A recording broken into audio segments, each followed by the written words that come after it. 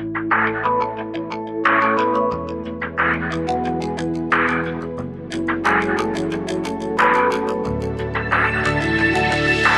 and welcome to another episode of the CEO Pick Show. I am Dave Osh, your host, and with me today is Carlo Brayda, the CEO of Gorilla Corporation. Gorilla Corporation is leading provider of services and technologies in IT channel and partnership strategy with headquarters in San Francisco and local offices in Europe, Middle East, Africa, and Asia Pacific. The Gorilla's team effort resulted so far in $5 billion for large enterprise businesses, and Carlo was a special constituent member of the World Economic Forum and an expert contributor to the G20. Carlo is a member of the Forbes Technology Council and contributes to a thought leadership article on channel strategy. The fun part about Carlo is that he's a mixed Ethiopian and Italian, which is already diversity by himself. And a funny story, we were connected on LinkedIn 3 years ago. We stay connected and in touch over the last 3 years just to find out 2 weeks ago that we are neighbors, half a mile of each other. Hello, Carlo, and welcome to the show. Nice to see you. Hello, Dave. Thank you very much for having me. Yeah, and I had so much fun talking to you a few weeks back when we did some prep call and find that we are neighbors. I see that you bring with you so much experience and leading teams around the world in diversity with remote teams way before COVID-19 and multicultural teams. So that's where we are going to talk about today. So where do you want to start? Well, thank you for the introductions. And yeah, I was floored that we're neighbors. I'm very happy about that. And I look forward to seeing you more often. With regards to the international nature of my work, I'm very lucky. I feel really privileged. I've had an international background. I've traveled a lot. I've lived in different countries. Now I've been living in the States for about 10 years. I'm absolutely loving it here in the Bay Area. And I'm privileged to have an international team, a very large international team with folks from literally all over the world. We have in our team members of the community in different African countries, in different Asian countries, in different European countries, and we work together so incredibly well, and that just makes me very happy. And the coronavirus restrictions, yes, they have been hard on us. We would have had so much more face-to-face visiting time, but we replaced that now with these conference calls, and we managed to get pretty close to one another on conference calls, which is something I never really thought could happen in the past. Coronavirus kind of forced us that way, and it made us discover that it's possible. So that's kind of interesting. Carlo, what were the challenges in setting up this global multicultural team, and how did you overcome them? So it started a bit at a time. We kicked off the company in the very first place. We were in Paris, in France. And it was a very small team of people. And we grew it step by step. So the company becoming a multicultural, diverse organization, there was an element of that at the beginning. Actually, there was. And funny that you mentioned, you're reminding me, I had a really interesting team of people at the very beginning. I had a really good friend from Morocco. There was myself. There was a fabulous lady from Barcelona who ended up eventually becoming my wife. and we had a couple of Brits in our contingent, and that was the very, very beginning. But at the time, it was a very small business. We were not we were not structured as a corporation as we are now. So the organization grew bit by bit. I knew from the get-go that for us to succeed, part of our value proposition really is that of being international and being able to support these major technology vendors that we do on a global manner. And so being international was paramount. So from the early days, what we did is that we looked to bolt in additional geos by looking for specialists in what we do in different areas. So we brought in some specialists in in Latin America, some specialists in Africa. Lately, over the last, I don't know, 2-3 years ago, we brought in a phenomenon in Australia to run our Asia Pacific. And I think that's really what's made us successful, is also bringing in the right people that have the right cultural connotations and cultural capital, if you like, in their region. It's very hard for a leader to be a successful leader and to be able to be empathic in every culture in the world, right? So I think one of the keys to success is bringing in really smart, a really smart management team that understands their patch of territory, and that can actually act and be the ambassador for the company, share the company culture in the way that only they know how, because they're closest to those cultures. I'll give you an example. For instance, in Asia Pacific, luckily for us, the leader that we have has a really deep knowledge of all the cultures in the Asia Pacific region. So she will know how to engage with folks in mainland China, in Taiwan, in Japan. She has those cultural connotations, that knowledge. Also, how to work with the Australians is different. How to work with the New Zealanders, that's different. And I wouldn't know.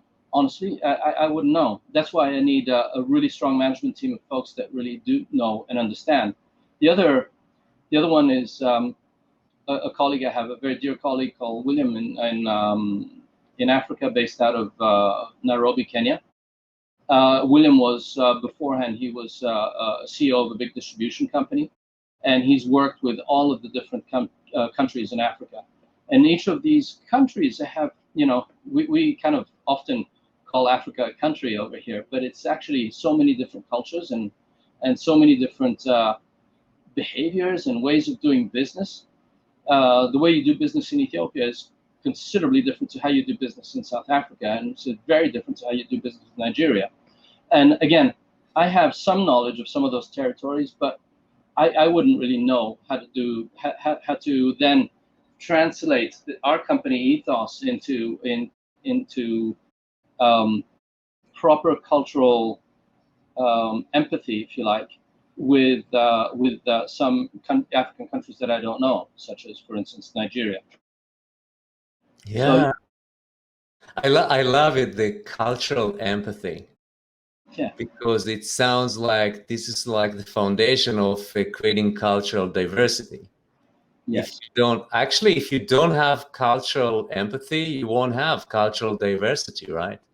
Exactly. I think empathy is really important. I think it's one of the most important and underrated management skills. I think if there was more empathy in the world and in the business world, not only would companies be more successful, but actually the world would become a much better place too. Empathy is so important. Yeah. You know, from the last conversation we had, something that left with me is like you said, unleash the cultural diversity signal. Yeah. And I love that. I think I knew what you meant, but can you elaborate about what did you mean by that? So I think that it's about what I meant. I guess is about being really truly authentic, right? And being truly yourself, and being authentic and being vulnerable, naked in a sense, right?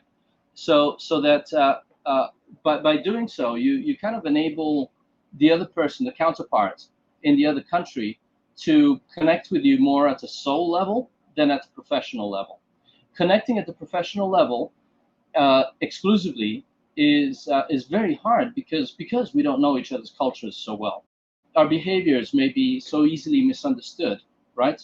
But when you're actually talking to somebody, true human being to true human being, as authentic as your mother made you, right? Then I think at that point you have a good chance at establishing a real dialogue and a real conversation, and that enables for that's what gives the signal for a cultural diversity. That's the one that says you can be as you are, and you don't have to worry about understanding my culture or interpreting my culture from the lens of your culture, right? You can just be yourself, and I can be myself, and together we can talk and construct a better business. Yeah. You know, sometimes I'm asking myself, why is it so difficult to be authentic? Why is it so difficult to be ourselves, right? It's fear. And Fear. yeah, but it shouldn't. It's being ourselves. But we, you know, many of us actually wear masks. So how do you help your teams to have this vulnerability to be authentic, or you call it naked, and I understood what you as a metaphor, and being, I guess that you meant by being vulnerable, right? And Right. so, and I agree with you that it's kind of a foundation for cultural diversity. It's kind of like, now I see the connection between the two. So how do you develop it across the organization? Yeah. So I agree. That's a difficult thing to do. The way that it can happen is, again, through the same process of, you know, not wearing a mask as best as you can. I try to do that as best as I can as a leader, right? But of course, we all have our own insecurities. We have our moments of insecurities, and the natural thing to do is to hide behind your mask, or any mask, or anything, even a lamppost, right? Because we get those moments. But the more you are authentic, the more you are yourself, uh, the better it is for your team. The other thing I think is, what really helps is to have a sense of purpose. I think that's really important. In a business, there's got to be a sense of purpose. And the businesses that succeed these days are kind of the ones that have at least an implied sense of purpose that goes deep, right? So of Mhm. course, the most important business sense of purpose we can all have is, of course, to be customer centric, right? And to have customer satisfaction at the core of our goals, and we do that. But if you can start to look at going deeper and create a business that is based on values and that cherishes human values and good human attributes, and then that aims to create a company that has the potential to be a company that lifts, in a sense, the consciousness of the employees and the consciousness of the clients and the consciousness of everybody and all the partners, everybody that you do business with, then that sense of purpose is really what brings the company together, and that cuts through completely all of the cultural challenges, because you're united by a purpose that everybody knows and understands to be true. Your inner compass tells you that that's the right direction. Your inner compass tells you that this company is a good company because we're moving in a direction where the employees are given the opportunity to develop themselves, but also the company is going through its own process of evolution, right? So what's difficult? At the beginning, it's difficult because any company has its own Maslow pyramid of challenges, right? First of all, you need food, right? You need revenue. The next thing you need is stability, is shelter, and you have to put these things to bed. You have to, at the beginning, you cannot have a lofty purpose if you don't have a sandwich on the table. You've got to deal with the basics first. But as you go along, as you build stability and strength in the company, you get to a point of pivotal transformation in the business, where the business is now stable, and then what it needs to be able to go much further is a sense of purpose. So with us, we've had a sense of purpose from the very beginning, but we were not able to see it. We were not able to implement it. We were able to communicate it to the team, so to a greater or lesser extent, and that's a process that is still happening now.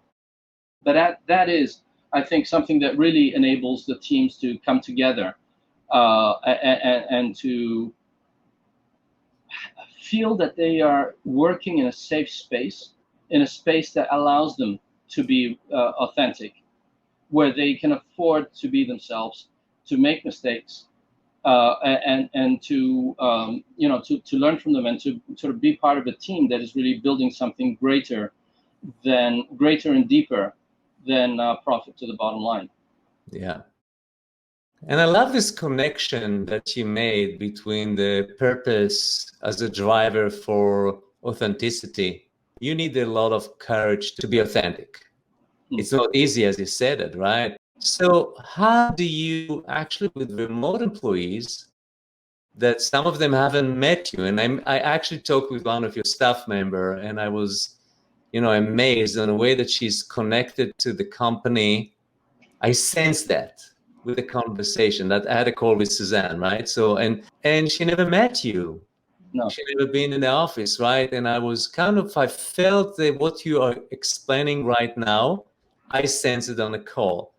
So how do you create this alignment between the personal purpose of each one of your team members and the company purpose that was established like years ago?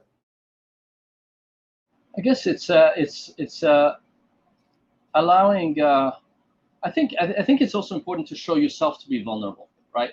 If you're going to be the leader, I think it's fake to pretend that you're invulnerable and that you know better all the time.